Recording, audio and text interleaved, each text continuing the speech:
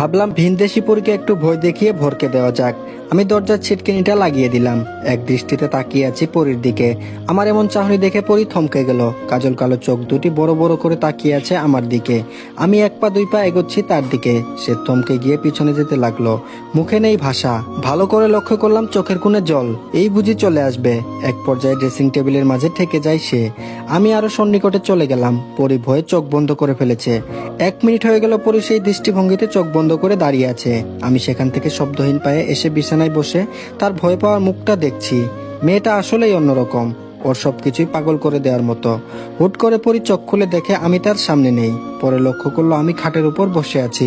হাসি থামাতে পারলাম না। পরে ভ্রু কুচকে তাকিয়ে আছে আমার দিকে। মুখে একটা রাগী দৃষ্টি। এখান থেকেই পরীর প্রতি ভালোবাসার সৃষ্টি। আর পারলাম না নিজের বিরুদ্ধে লড়তে। রাগলে যে একটা মানুষকে এত সুন্দর দেখায় তা কখনো কল্পনায় ছিল না। এখন আমি কি করব? সিদ্ধান্ত তো নিয়ে নিলাম। একটুও ভাবিনি, তবে যা সিদ্ধান্ত নিয়েছি সঠিক মনে হয়।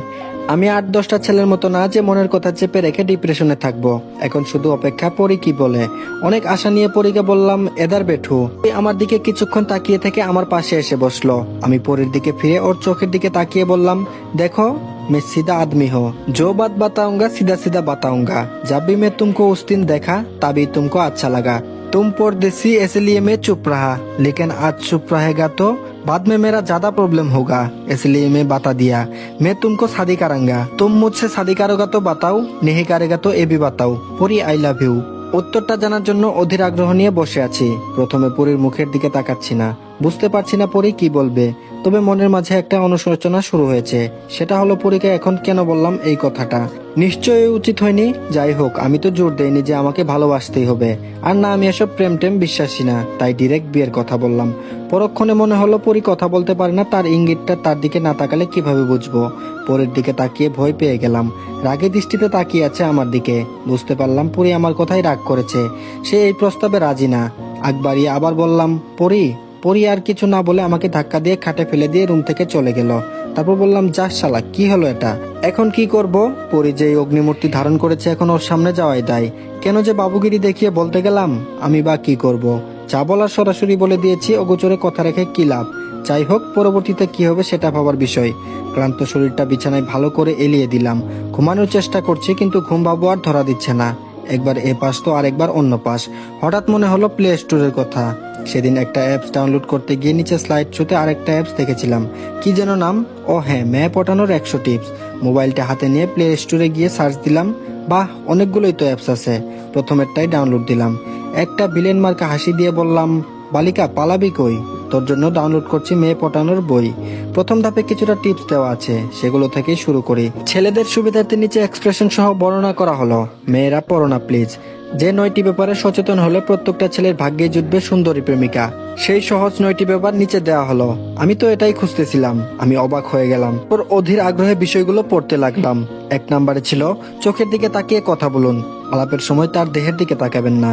এতে আপনার প্রতি তার বিরূপ ধারণা তৈরি হবে। নাওজিবিল্লাহ, এত খারাপ এখনো হয়নি। পরীর চোখের দিকেই তাকিয়ে তো আজ এই দশা। পরে কি আছে বলুন দেখি। 2 নম্বরে ছিল, পরিপাটি থাকুন। নারীরা সবসময় তার সঙ্গীটি পরিপাটি ও সুগন্ধময় পরিবেশ ভালোবাসে। এই বিষয়টা আমার মাঝে একটু কম আছে। ছেলেটা শান্ত প্রকৃতির হলেও একটু বেখেয়ালি আর অগোছালো। 3 নম্বরে ছিল, তাকে সহায়তা করুন। হাই রে, বলে কি? তাকে সহায়তা করতে গিয়ে তো সুখের জীবনটা মাটি করলাম। এখন পরিবার পরিকল্পনা করতাম খালাতো বোনকে নিয়ে। সেই জায়গায় কি করতেছি দেখতেই পাচ্ছেন। এরপরেও যদি না পটে, থিওরি ভুল। 4 নাম্বার ছিল, তাকে নিজের মতো আপন করে নিন। মেয়েরা সামাজিক ও মিশুকদের প্রতি আকৃষ্ট হয়। আর কি করতে পারি আপনারে বলেন? আমি তো মিশুক না। এটা পারবে বনলতা। ওর যা কবিতা, হাসতে হাসতে পেটের ভাত এমনিই শেষ হয়ে যায়। না, এটা হবে না, অন্যটা দেখি। 5 নাম্বারে ছিল, একসঙ্গে থাকা অবস্থায় ফোন পরিহার করার চেষ্টা করুন। ফোনে কথা বলার সময় বুঝাতে চেষ্টা করুন আপনি তার প্রতি মনোযোগী, তার প্রতি আপনার পূর্ণ আকর্ষণ রয়েছে। বাস্তবে তো কাছে পায় না। আর ফোন দিয়ে আমি কি সিম কোম্পানির অফিসে মেয়েদের সাথে কথা বলবো? সে তো নির্বাক পড়ি। এটাও হবে না। নেক্সট। 6 নম্বরে ছিল, তাকে বিভিন্ন প্রশ্ন করুন, বিশেষত তার সম্পর্কে। মেয়েরা সবসময় তার ব্যাপারে আলোচনা পছন্দ করে, যেমন তার ভালো লাগা, প্রিয় জিনিস ইত্যাদি। পরি সবসময় আলোচনার ঊর্ধ্বে। আমার কোনো আলোচনাই তার সমতুল্য নয়। 7 নম্বরে ছিল, কোথাও প্রবেশের সময় আগে গিয়ে দরজা খুলে তাকে স্বাগতম জানান। এই বিষয়টি নারীদের ভীষণ প্রিয়। এই সিচুয়েশনে আজও পড়িনি, কোনো সময় পড়লে ট্রাই করব। 8 নম্বরে ছিল, তার থেকে পরামর্শ নিন, যেমন কোনো কাজ শুরু করার আগে মতামত চাওয়া। এতে সে ভাববে আপনি তাকে গুরুত্ব দেন। দূর, হুদায় এমবি নষ্ট করলাম। 9 নম্বরে ছিল তারপরে না পড়লে জোকের মতো লেগে থাকুন, হাল ছাড়বেন না। দেখলেন সবাই, প্লে স্টোরের অ্যাপসও ব্যর্থ। শেষ পর্যন্ত আমার দলেই আসতে হয়েছে। তবে শেষের রুলসটা ফলো করতেই হবে, লেগে থাকবো তার পিছন। হয়ে যাক যা কিছু, ধরেই তো আর সবকিছু হয় না। সাধন বলে একটা শব্দ আছে। জানি কিছু দুষ্ট মেয়েরা পড়ে ফেলেছে, যাক পড়লে ভালোই হয়েছে, সহজশীলীদের কষ্টটা বুঝতে পারবে। কোনো ভাইকে আর রুলস ফলো করতে হবে না। পরি জিম মেরে বারান্দায় দাঁড়িয়ে আছে, আমি গিয়ে তার পাশে দাঁড়ালাম। বিকেলের মুগ্ধ হয় তার আধো খোলা চুল বাতাসে উড়ানোর দৃশ্য মন্দ নয়। পরীর দিকে একবার সুদৃষ্টিতে তাকিয়ে মনটা বিষণ্ণ হয়ে গেল। কোথায় পরি আর কোথায় আমি? পরি তো পরি, আর আমি তো কোন গায়ের রাখাল। কোনোভাবেই তো যায় না পরির সাথে আমার। তাহলে মিছেমিছি কেন পরির পেছন পড়ে আছি? কোনো রুলসই ফলো করতে হবে না, নিজের বিবেকটাই বাধা দেয়। হতে পারে পরি কথা বলতে পারে না, কিন্তু তার রূপ আর মাধুর্য মায়াবী, সবকিছু তো আর অস্বীকার করা যায় না।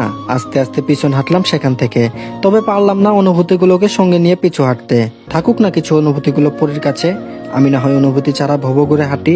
দিনের আর বাকি সময়টা পরের ধারে কাছেও ঘেসিনি, আনাচের কাছেও যাইনি। চুপচাপ বসেছিলাম বনলতার সঙ্গে ছোট্ট কুটিরে। বনলতা মোমের আলোয় উপন্যাস লিখে চলেছে। উপন্যাসের নাম সে ভিন্ন দেশি। আজকে নতুন শুরু করলো, সামনের বইমেলায় প্রকাশ পেতে পারে। বনলতা বেশ কয়েকটি গল্পের বইও প্রকাশ করেছে, কবিতার বইও অনেকগুলো প্রকাশ করেছে। ওর তো আর কাজ নেই, সারাদিন শুধু এই কাজগুলোই করে। আমি ওর চৌকিতে বসা, সে চেয়ারে বসে উপন্যাস লিখছে।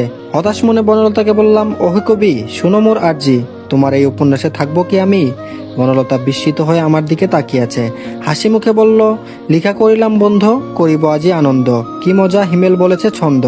মুচকি হেসে বললাম, আরে দূর পাগল, আমি কি তোর মতো নাকি? 15 মিনিট ভেবে এই 3টে লাইন ছন্দ মিলালাম। এখন বলো, উপন্যাসে আমাকে রাখবি? বনলতা বলল, বন্ধু চিন্তা করেছ কেন বৃথা, পুরো উপন্যাসটা তো তোমাকে ঘিরেই লেখা। আমি বললাম, ওয়াও, বলিস কি? তাহলে তো পড়তে হয়, দে তো পাণ্ডুলিপিগুলো। বনলতা বলল, ওহো। আমি বললাম, আচ্ছা একবার বই ছাপুক, তারপর পড়বো।